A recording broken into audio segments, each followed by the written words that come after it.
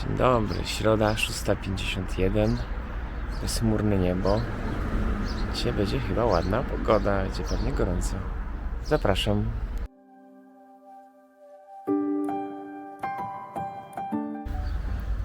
Dobra, stoicyzm na 31 maja. Mamy tylko jedną powinność. I teraz cytat. Jakie jest Twe powołanie? Być dobrym człowiekiem. Marek Aureliusz. No cóż, to wspaniała mądrość, być dobrym człowiekiem. Nie tam pasuje.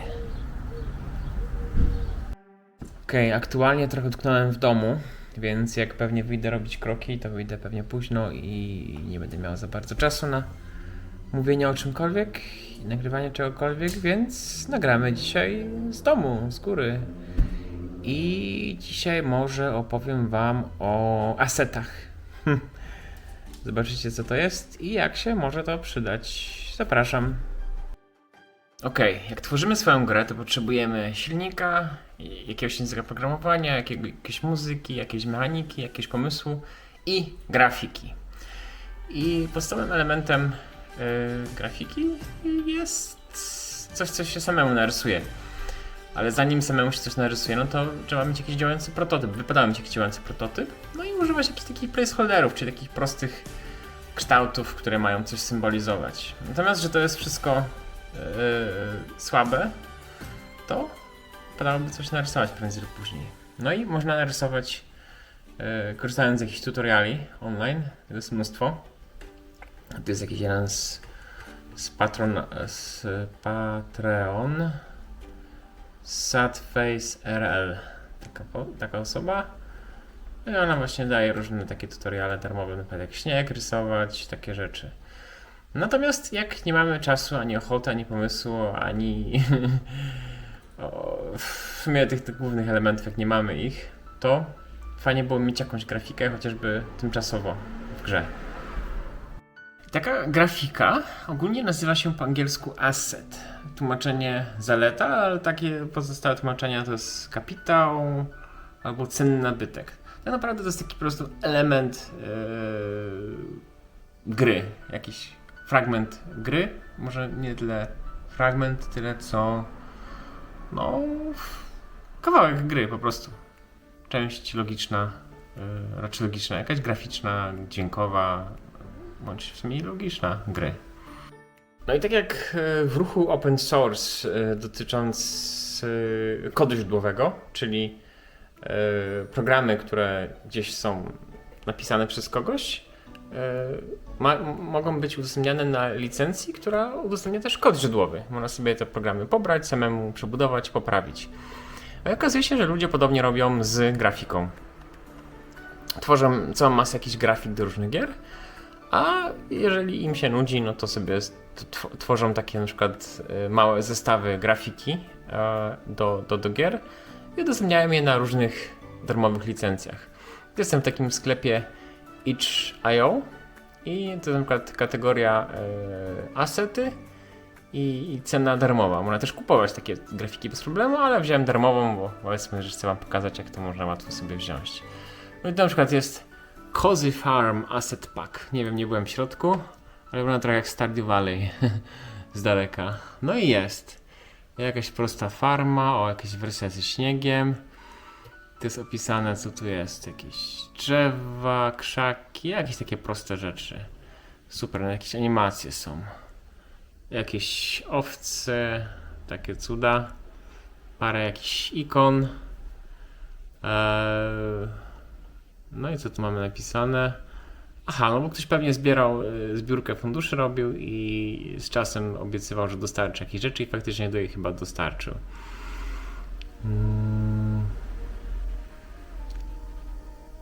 No. I tu jest napisane, co tutaj będzie w tym zestawie. I teraz tak, tu mamy dwa poziomy licencyjne. To jakaś licencja $4.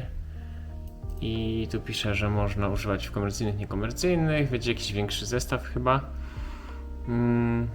A tutaj... Aha, dobra. tu może być modyfikowany w tej licencji, a w tej darmowej licencji nie może być modyfikowany. No i generalnie można sobie pobrać ją za darmo i mieć jakieś proste zapełniacze w swojej własnej grze. No i idea jest taka właśnie, że tutaj szukasz czegoś, co mniej więcej przypomina to, co masz, jaką masz wizję, uzupełniasz takimi zapychaczami, a później jak już faktycznie przebijesz się przez element, przez moment, w którym tworzysz tą grę, to zaczynasz zastępować ją swoimi jakimiś swoimi zestawami asetów. Tutaj też coś podobne wygląda bardzo ładnie. Tu jakiś still in development. No i też 2 paczki. Jedna paczka podstawowa i jedna paczka premium płatna. No i można sobie kupić, znaczy ściągnąć tą paczkę podstawową i już zacząć coś prototypować. Albo używać jakichś prezentacjach, grafikach, czymkolwiek. I później jak już faktycznie, jak mówiłem, jak już przejdziesz przez barierę, że jednak chcesz zakończyć swoją grę, a nie tylko poklikać przez 3 godziny, to zaczynasz rysować swoje rzeczy albo przerabiać to, co ci pozwala licencja. A propos licencji, bo tutaj te licencje nie są dla mnie takie do końca jasne, ale natomiast są niektóre takie paki asetów, na przykład jest taka strona Kenei i tutaj na przykład są prostsze asset paki od jednego twórcy, czy od jednej grupy w zasadzie twórców, chyba twórcy, który ma jakieś osoby współpracujące. I na przykład tutaj są te jego grafiki, też są darmowe, też są płatne, jest też taka paczka za $20, mnóstwo tego tam jest. Ale są też takie właśnie proste do prototypowania, no i na przykład dobra, RPG Urban Pack. To jest przykładowa scenka, czyli tak może wyglądać twoja gra na przykład, jak sobie ją ogarniesz. A asety wyglądają, właśnie, nie pokazuję jak wyglądają te asety. Asety wyglądają w taki sposób, po prostu jest siatka różnych obiektów. Tu na przykład masz, są animacje postaci i w silniku graficznym po prostu się mówi, która klatka następuje po której i on będzie już wiedział, jak to wykorzystać. Tu na przykład są jakieś przestrzenie, też silnik będzie wiedział, jak to wykorzystać. No i to są jakieś pojedyncze elementy, też silnik będzie wiedział, jak to wykorzystać. Rozmiar 16x16 jest taki typowy rozmiar w asetach graficznych do gier. No i właśnie, licencja Creative Commons CC0. To jest licencja, która jest bardzo permisywna i pozwala chyba nawet na modyfikowanie i nawet chyba nie trzeba mówić, skąd się wzięło tą grafikę. To jest taka bardzo liberalna. Nie doczytałem do końca jeszcze, jak ona funkcjonuje, ale z tego, co zrozumiałem właśnie, to można... Nie trzeba mówić, skąd się ją... O, tu jest cały opis. No, ale z tego, co rozumiem, to nawet można użyć w komercyjnych projektach. Przy czym no, korzystanie z takich całej masy asetów w swoich grach niekoniecznie jest dobrym pomysłem, bo prędzej lub później się trafi na kogoś, kto ma podobną grę i będziecie się skarżać o kradzież swoich pomysłów i idei. No to raczej taki, podejrzewam, zapychacz. Chyba ta licencja pozwala też na modyfikowanie tych asetów i używanie ich, czyli można sobie wziąć takiego ludzika i sobie go przerobić i go używać. Wtedy mniejsza szansa na kolizję z kimś. No, więc podobnie sprawa ma też się z muzyką i z dźwiękami i podobnie sprawa ma też się z obiektami 3D, jak się tworzy grę 3D. Że są gdzieś jakieś modele i tekstury i to wszystko jest jakieś takie darmowe. No więc można teoretycznie z tego zbudować grę, tak jak wspominałem. Jeżeli gdzieś coś chcesz, jakiś prototyp przygotować sobie, sprawdzić jak to będzie wyglądać i komuś pokazać, no to ta osoba raczej nie będzie miała nie będzie miała znaczenia, czy te asety są twoje, czy nie. Wprawne oko rozpozna, że to jest skądś skopiowane, bo pewnie widziało już to wielokrotnie. Natomiast żeby właśnie pokazać mechanikę, gameplay, cokolwiek, no to ma sens. Fajnie jest, jak można to przerabiać, licencja na to pozwala. No, także jakby nie patrzeć, to jest świetna koncepcja. Takie rozwinięcie właśnie ruchu open source, gdzie open source dotyczyło kodu źródłowego, a tu mam jeszcze tylko wolne asety.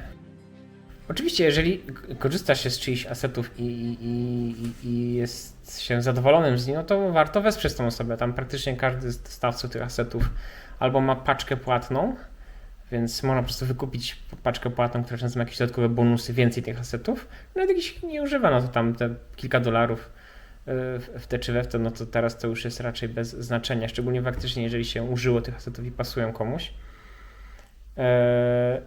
No, można poznaleźć jakieś, niech część z tych osób działa na jakimś Patreonie i tam mają jakieś swoje comiesięczne zbiórki, takie rzeczy. Raczej się oni nie chcą zatrudniać, z tego co kojarzę. Chyba, że się ma faktycznie milionowe budżety i można ich zatrudnić, to może też mieć to sens. No, także jak dla mnie spoko sprawa. Ja na przykład chciałbym zająć się tworzeniem gier, a grafikę średnio umiem w tej chwili tworzyć, muzykę jeszcze średniej. I być może w przyszłości tym zajmę, być może będę z kimś współpracował, ale na tym etapie takie asety z konkretnymi, sensownymi licencjami są dla mnie po prostu niesamowicie przydatne, bo no, można tworzyć i nie trzeba się martwić o źródła tych obrazków, bo można oczywiście po internecie sobie hasać, po Google szukać grafiki, ale to niekoniecznie jest dobre. Praktycznie każda grafika znaleziona w Google ma mniej lub bardziej ograniczone licencje i raz, że ciężko się czasami połapać, skąd ta licencja jest, jaka ta licencja jest, czy to jest w ogóle miejsce, z którego bierzemy, czy to miejsce w ogóle ma licencję, czy to nie jest w ogóle gdzieś grafika skopiowana skądś.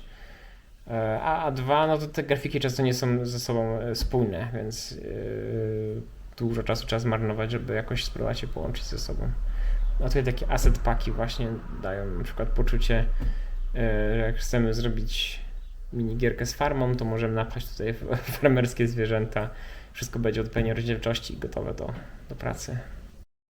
Dobra, to było na tyle. Temat dość oczywisty, ale na przykład dla mnie 2 miesiące temu nie był aż taki oczywisty, że aż tak dużo jest asset packów i tak dużo jest liberalnych licencji i tak dużo jest dużych asset packów, które kosztują grosze de facto.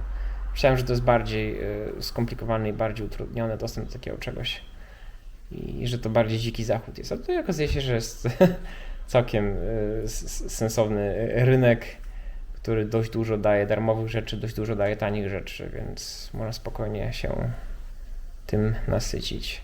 Co ciekawe, nie widzę czegoś takiej sceny w Polsce, ale może to nie wynika z tego, że te sceny są jakoś strasznie podzielone per kraje, tylko że dlatego, że to jest bardzo niszowy temat.